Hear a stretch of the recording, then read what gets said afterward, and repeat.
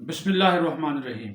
Viewers अस्सलाम वालेकुम। उम्मीद है आप सब खैरियत से होंगे। अल्लाह ताला आप सबको अपने हिफ्ज़ व अमान में रखे। आप सदीक साजिद ऑफिशियल देख रहे हैं।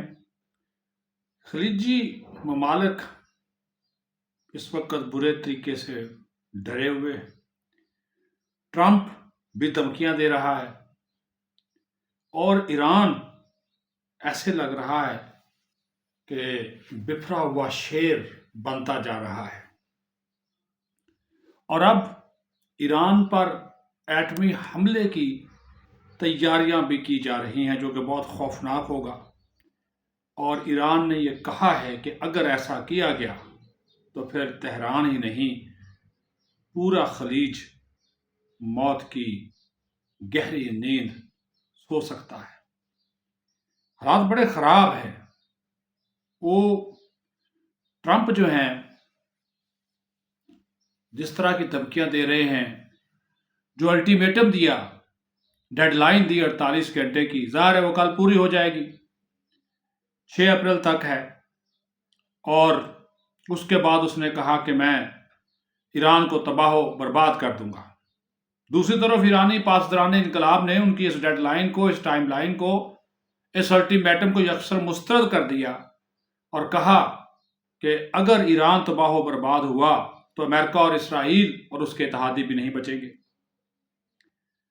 और उसके बाद फिर ईरान जो है अब अमरीकी तैयारों के पायलट्स के लिए इंतहाई खतरा बनता जा रहा है।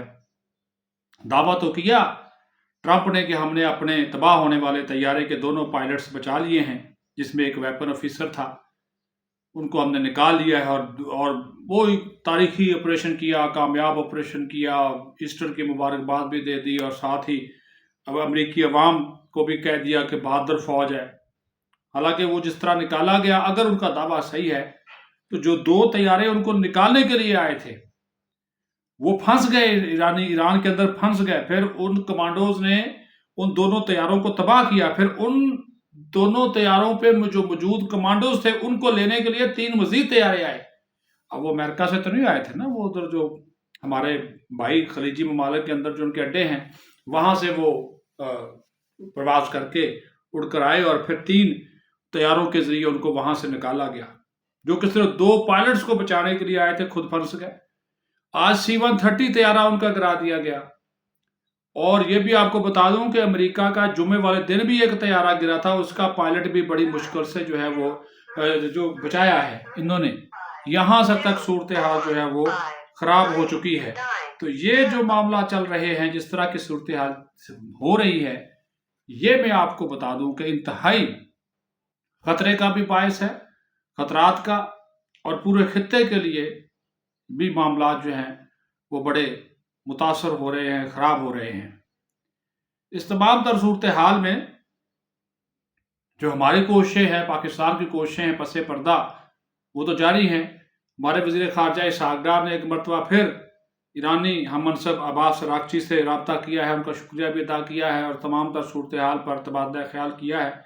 और पाकिस्तान की भी पूरी कोशिश है कि ये जो 6 अप्रैल की डेडलाइन है, या तो इसमें तोसी हो जाए या फिर जो है इससे पहले पहले कोई सीज़ फायर की राह जो है वो हमवार हो सके। लेकिन उसके लिए ज़रूरी है कि अमेरिका ये यकीन दहानी कराए कि ये जो जंग बंदी है ये मुस्तकिल होगी, और ईरान यकीन दहानी कराए कि आपनाए हुर्मुज़ खुलेगी। वैसे तो उन्होंने इराक़ के लिए ये खोली है, तो अभी पाकिस्तान के लिए तो जो 2 जहाज़ उन्होंने कहा था कि हम जाने की इजाज़त दे रहे हैं, और 20 जहाज़ पाकिस्तान की दरख्वास्त पर पहले ही आ गए थे, तो उन्होंने कहा दुश्मनों के लिए बंद है, बाकी सब के लिए जो है वो खुल गई है। अब जिस तरह उनको बचाया गया, जिस तरह 2 पायलट्स को एक कमांडो ऑपरेशन किया गया और उसके बाद वो जाया गया, लेकिन अभी तक ईरान ने इसकी तस्दीक नहीं की कि क्या, क्योंकि कुछ ऐसी वीडियोज़ आई थी जिसमें देखा गया कि एक जो अमरीकी फ़ौजी है कर्नल, उसको जो है वो कहा गया कि ये शायद वो पायलट है जिसको इन्होंने ज़िंदा पकड़ा है। लेकिन अमरीकी सदर ने ज़ाहिर है अपना जो उनका ट्रुथ सोशल मीडिया है ट्रंप का अपना, उस पर उसने मैसेज किया कि नहीं जी, हमने दूसरा पायलट भी जो बचा लिया है, पहले को भी हम निकालने में कामयाब हो गए थे, और बड़ी इस पर वो मुबारकबादें वगैरह भी वसूल कर रहा है। तो ये जो हालात हैं, अब दूसरी तरफ जो ईरान के जो वज़ीर ख़ारजा हैं अब्बास अराग़ची, انہوں نے ایک بہت ہی تشویشناک صورتحال کا اظہار کرتے ہوئے خط لکھا ہے اقوام متحدہ کے سیکرٹری جنرل کو، تاکہ بات ریکارڈ پر آ جائے۔ اور انہوں نے خط یہ لکھا کہ جو بوشہر ہے وہاں پہ جو ہمارا ایٹمی پاور پلانٹ ہے، توانائی کا جو پلانٹ ہے، اس کے اوپر 4 حملے اس کے ارد گرد ہو چکے ہیں۔ اور انہوں نے کہا کہ اگر تابکاری مواد پھیلا تو اس سے صرف تہران ہی متاثر نہیں ہوگا، خلیجی ممالک کے اندر بھی بہت زیادہ اموات جو ہے وہ ہو سکتی ہیں۔ تو لہٰذا امریکہ اور اسرائیل کو روکا جائے کہ وہ ہماری جو توانائی کی تنصیبات ہے اس کے اوپر اٹیک کرنے سے باز آ جائے، لیکن اسرائیل کر رہا ہے، امریکہ بھی کر رہا ہے۔ اس کی وجہ سے صورتحال جو ہے وہ کافی خراب ہو رہی ہے۔ اور اسرائیل نے تو یہاں تک کہہ دیا کہ وہ ایٹمی حملے کی تیاری کر رہا ہے، اور آئندہ ہفتے وہ شروع ہو جائیں گے۔ صرف ہمیں واشنگٹن کا جو ہے وہ اس کا انتظار ہے کہ واشنگٹن کا جو کلیئرنس ہے، گرین سگنل، اس کا ہمیں انتظار ہے۔ تو یہ چیزیں ساری کہی جا رہی ہیں، بتائی جا رہی ہیں، نظر آ رہی ہیں۔ تو اس تمام تر صورتحال کے تناظر میں اگر ہم دیکھیں تو یہ جو معاملات اس وقت آگے بڑھ رہے ہیں، جس طرف جا رہے ہیں، تو یہ تشویشناک صورتحال بنتی جا رہی ہے، کیونکہ وہ ٹرمپ ابھی شاید وہ بخلا گیا ہے، اور وہ ہر قیمت پر وہ اپنی ہار کو یا اپنی شکست کو اپنی فتح میں بدلنا چاہتا ہے۔ اور اسی وجہ سے آپ دیکھیں نا، ہوا یہ ہے کہ اس کا نقصان جو ہے وہ خلیجی ممالک کتنے متاثر ہو رہے ہیں کہ ایران نے آج ہی کویت میں اور بحرین میں اور دیگر جو ممالک خلیجی جو امریکہ کا ساتھ دے رہے ہیں، ان کی توانائی کی تنصیبات کو نشانہ بنایا ہے۔ خاص طور پر جو کویت میں جو ان کی وزارت توانائی ہے، جو پورے ملک میں تیل و پیداوار کی معاملات جو ہیں اس کو ڈیل کرتی ہے، اس کو ٹارگٹ کیا ہے۔ وہاں پہ ڈرون جو ہے، جو وہ ان کو ڈرون بھجوائے ہیں، وہاں پر ڈرون بھجوائے ہیں، وہ ڈرون سے حملہ ہوا ہے۔ بحرین میں یہ سارا کچھ ہوا ہے۔ تو انہوں نے توانائی کی ان کی تنصیبات کو نشانہ بنانا شروع کر دیا۔ یو اے ای میں بھی یہی ہوا ہے، عمان میں بھی ہے، انہوں نے کہا یہ ہمارے ٹارگٹ کے اوپر ہے۔ تو یہ، اور وہاں پہ پھر جو امریکن کمپنیز ہیں وہ ان کے اہداف ہیں، وہ نشانہ ہیں۔ تو اب تو کویت میں پورا جو ہے وہ ظاہر ہے وہاں پہ بجلی کی سپلائی معطل ہو گئی ہے۔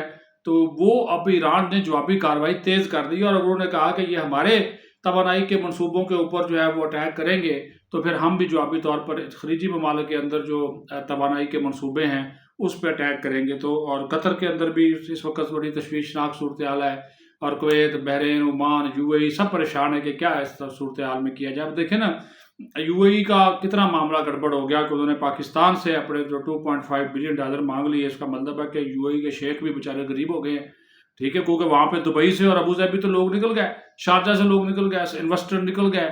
تو دبئی کی تو اپنی حالت خراب ہو رہی ہے معاشی طور پر۔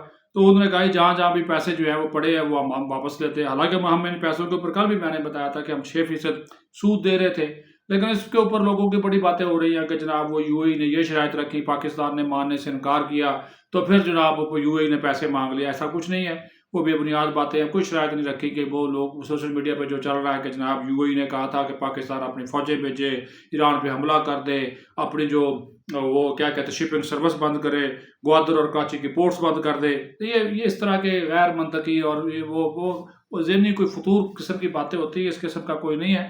یو اے ای اس وقت مشکلات کا شکار ہے، اس نے مشکل میں بھاری مدد کی تھی، اور دیکھیں نا ہم تو 6% اس کے اوپر دے بھی رہے تھے، سود دے رہے تھے، ان کو وہ الگ سے ملنا ہے۔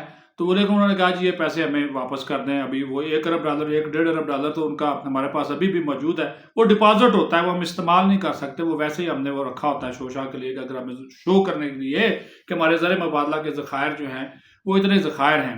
اب آپ یہ دیکھیں نا کہ یہ جو شہری تنصیبات ہیں یا شہری انفراسٹرکچر ہے، اس کے اوپر بھی امریکن اور اسرائیلی جو ہیں وہ حملے کر رہے ہیں۔ جو ان کا جو شاہکار نام کا فٹ بال اسٹیڈیم، بہت بڑا اسٹیڈیم تھا فٹ بال کا بھی، اور وہاں پہ ایشین گیمز ہوئی تھیں 1974 میں، تو وہ تعمیر کیا گیا تو اس کو تباہ کر دیا۔ 30 سے زیادہ بلکہ 34 یہ جو ایران کی یونیورسٹیز ہیں، اب دیکھیں یونیورسٹی میں جو تعلیم حاصل کی جاتی ہے وہ تعلیمی اداروں کا نشانہ بنا دیا، ٹھیک ہے جی۔ 2000 سے زیادہ جو ایرانی شہری ہیں وہ شہید ہو چکے ہیں، ہزاروں زخمی ہیں۔ لیکن دوسری طرف اسرائیل کے اندر بھی جو تباہی و بربادی ہے اس کی داستانیں ہی آپ جو ہے ان کے لوگوں سے سن لیں، وہ اور ایک الگ کہانی ہے۔ ہر شہر ان کا تباہ و برباد ہو گیا، تل ابیب سے لے کر جتنے بھی حیفا شیفا سب انہوں نے جو ہے وہ تباہی و بربادی کے مناظر پیش کر رہے ہیں۔ لیکن وہ ڈھیٹ قوم ہے، اور وہ گریٹر اسرائیل کا جو منصوبہ ہے وہ اس تک میں لگے ہوئے ہیں۔ اور وہ ادھر سے جو انڈیا بیٹھا ہوا ہے وہ اس نے ایک نئی جو ہے درفتنی وہ چھوڑی ہے، اور کیا نام ہے یہ، امیت شاہ، راجناتھ سنگھ کہ جناب گریٹر اسرائیل کا منصوبہ جو ہے وہ جب کامیاب ہو گیا تو ایران کے بعد پاکستان کی باری ہے، تو ہم اکھنڈ بھارت بنائیں گے، کھیت اسوا بنائیں گے، تمہاری ایسی کی تیسی۔ جو یہ تمہارا یہ خواب رہے گا، یہ راجناتھ ہو، یہ امیت شاہ ہو، یہ تمہارا خواب ہی رہے گا پاکستان اور کو اپنے ساتھ ملانے کا۔ پاکستان ایک الگ ملک ہے، ایک نظریاتی ملک ہے، اسلامی جو ہے وہ اس کے بنیاد کے اوپر وجود میں آیا ہے، اور اس میں جناب کسی قسم کا کوئی جو ہے وہ ان کو مقصد، ان کے مقاصد جو ہیں یہ حاصل کرنے میں کامیاب نہیں ہوگا۔ ہماری افواج مکمل طور پر تیار ہیں، ہمارا پاکستان، ہمارا پورا کا ایک شہری جو ہے ان کی جارحیت کا مقابلہ کرنے کے لیے تیار ہے۔ پاکستان زندہ باد۔